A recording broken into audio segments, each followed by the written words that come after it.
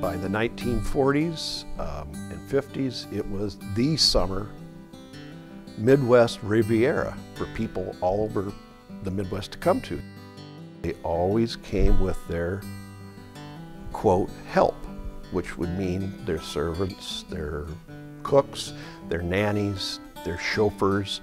And in the 1950s, that help was, for the most part, black, at a time when even up north, it was clear there were two very different sets of rules. It was an unwritten rule that you just didn't park at a bar or a restaurant or a hotel that catered to whites.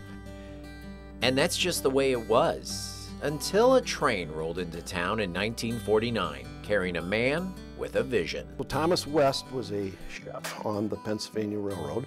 He saw this building that was for sale. That building once stood here, right across from the rail tracks that brought Thomas and his wife to town. They bought the 1880s lumber baron mansion that had fallen into disrepair and turned it into a boarding house and restaurant.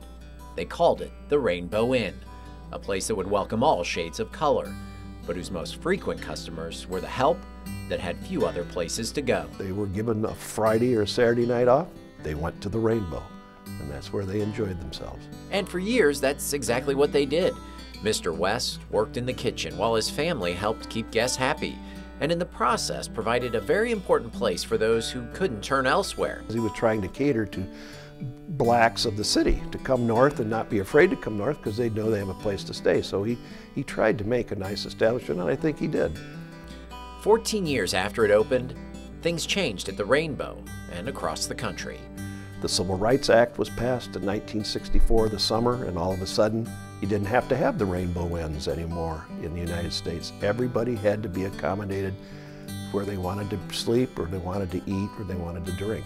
So the need for places like the Rainbow Inn faded away. And just 1 year later, so did the inn itself. In the end, he had a fire caused by a wood-burning furnace, and nobody really knows for sure, but it probably started in the chimney and it went up like a tinderbox. Today, only the inn's foundation remains, a skeleton of what once stood here, a small reminder of where it was, where we were, and how far we've come.